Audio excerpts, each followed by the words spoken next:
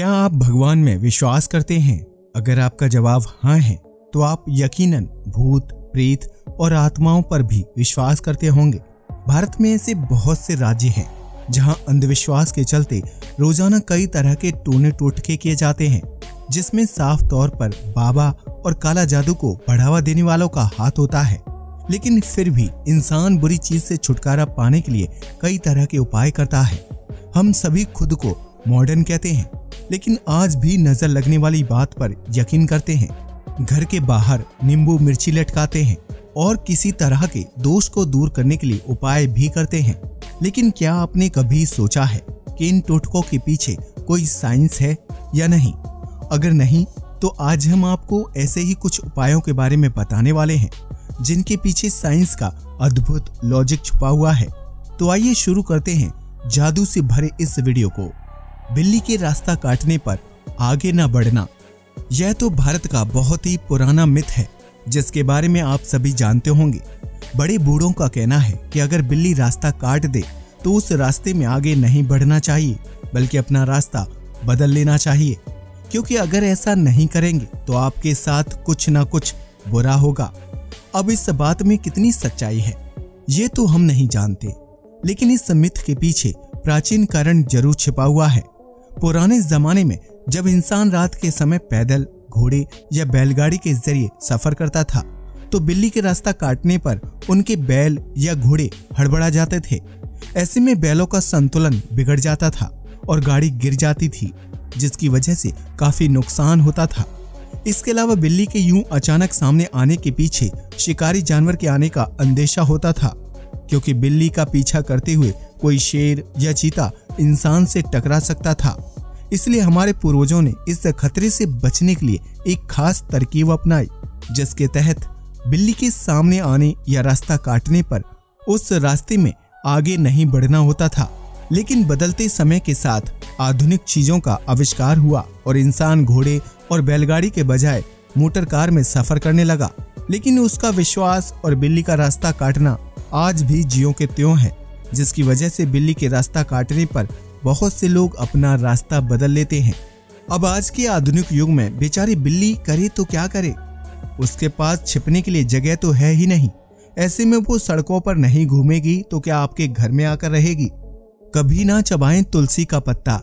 हिंदू धर्म में तुलसी के पौधे को मां का दर्जा दिया जाता है, जो हवा को साफ करने के साथ साथ शरीर के लिए बहुत ही फायदेमंद साबित होती है।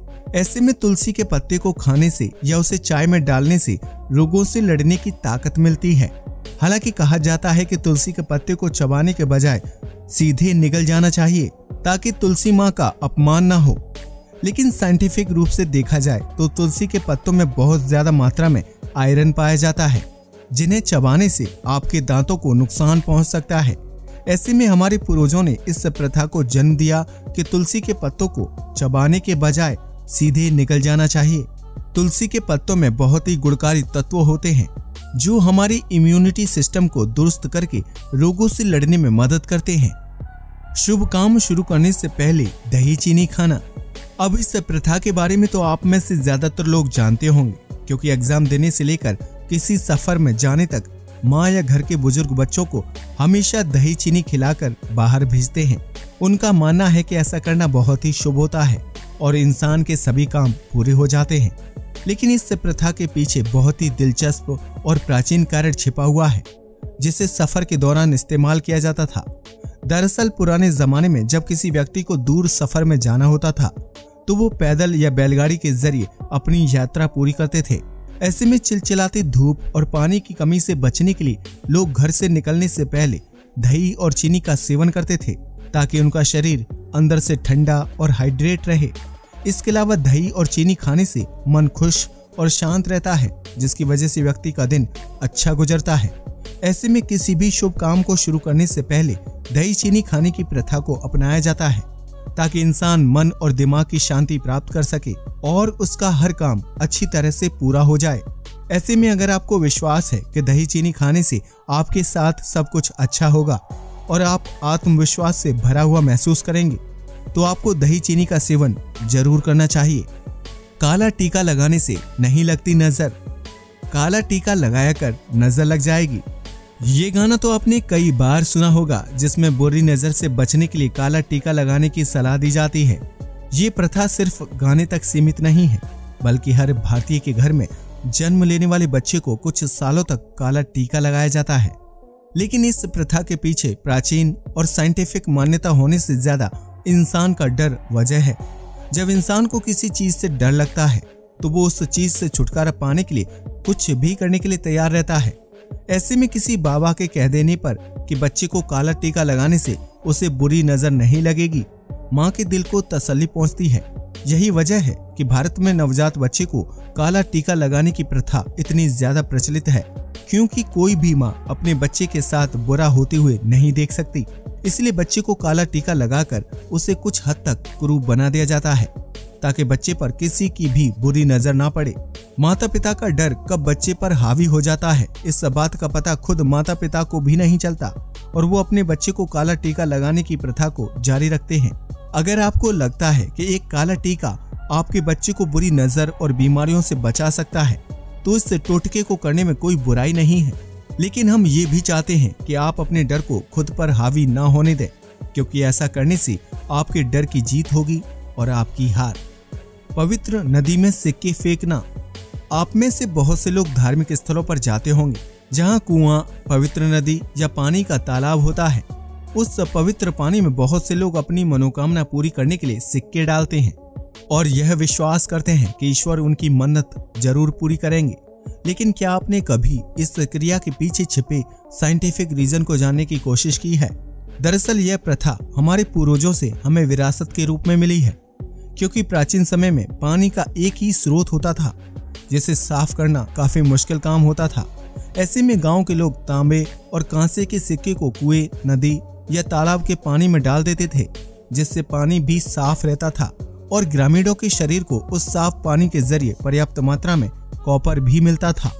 बस तभी से पानी में सिक्के डालने की प्रथा शुरू हो गई, जिसे ज्यादा से ज्यादा फैलाने के लिए धार्मिक महत्व का सहारा लिया गया। और ये धार्मिक महत्व इतना ज्यादा फैल चुके हैं कि आज भी लोग पानी में सिक्के डालकर दुआ मांगते हैं। मंगलवार, गुरुवार और शनिवार को ना करें मांस का सेवन।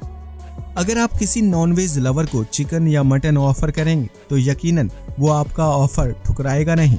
हालांकि कई लोग धार्मिक कारणों की वजह से मंगलवार, गुरुवार और शनिवार को मांस, मीट का सेवन नहीं करते हैं, क्योंकि ये दिन भगवान के हिसाब से महत्वपूर्ण माने जाते हैं। ऐसे में कई लोग इन 3 दिन मांस का सेवन करना पसंद नहीं करते हैं।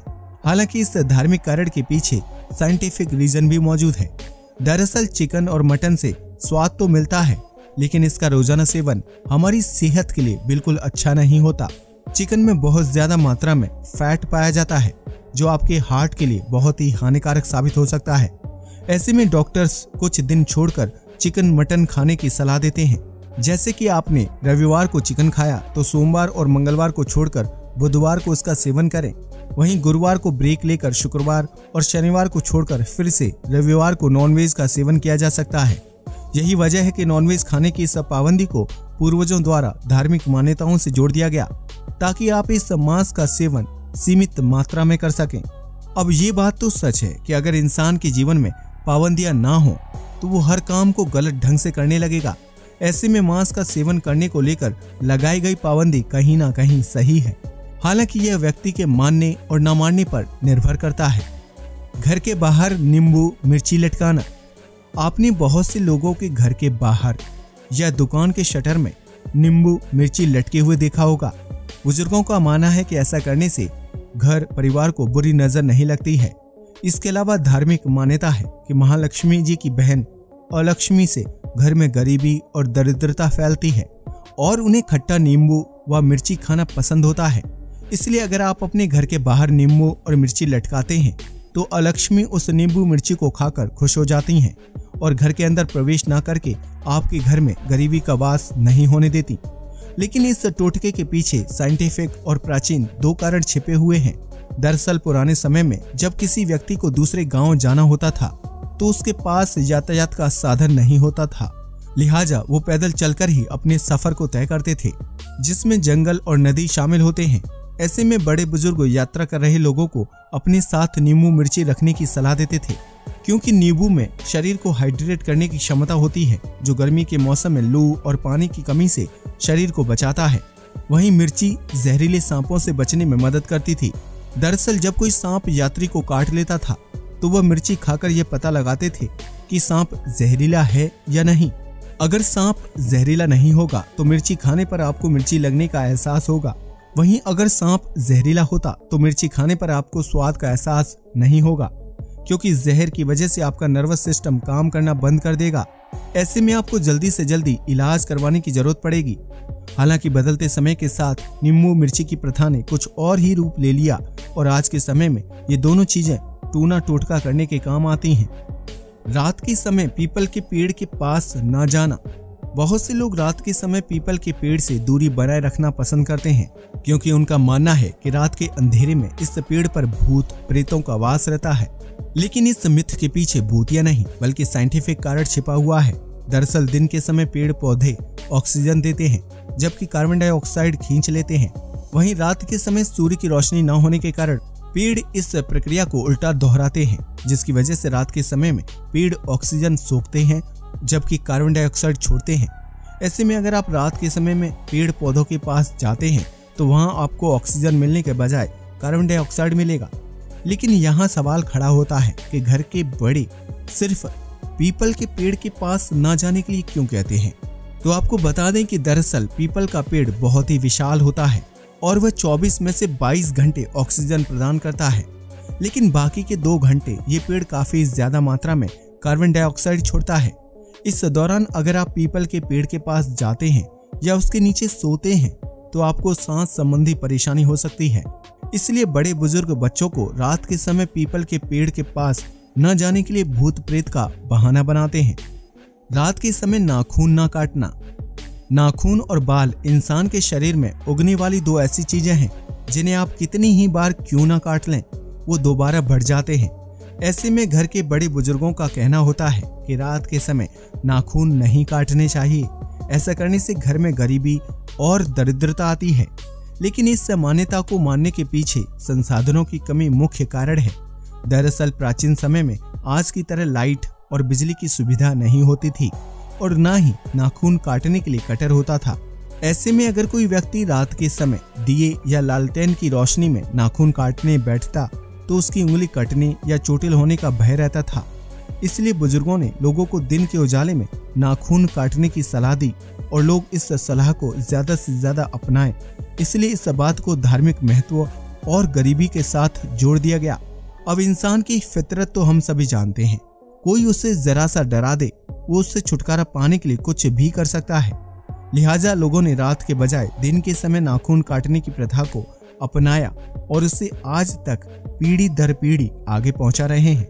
हालांकि आज के समय में इस प्रथा को कैरी करने की जरूरत नहीं है, क्योंकि आज तो शहरों में बिजली की भरपूर सुविधा है। लेकिन ग्रामीण इलाके के लोग दिन के समय ही नाखून काटें, क्योंकि वहां आज भी बिजली की समस्या रहती है। तो ये थे भारत में मशहूर ऐसे टूने टोटके जिन पर आप और हम आंख बंद करके यकीन करते हैं। हमारी इस वीडियो का मकसद किसी की भावनाओं को ठेस पहुंचाना बिल्कुल भी नहीं है, बल्कि हम तो इन प्रथाओं के पीछे छिपे साइंटिफिक रीजन को आपके सामने लाना चाहते थे। इनमें से आप किस प्रथा पर ज्यादा यकीन करते हैं, हमें कमेंट बॉक्स में जरूर बताएं। आज के लिए बस इतना ही। अगर वीडियो पसंद आया हो तो इसे लाइक और शेयर करें, साथ ही चैनल को भी सब्सक्राइब करें। जय हिंद दोस्तों।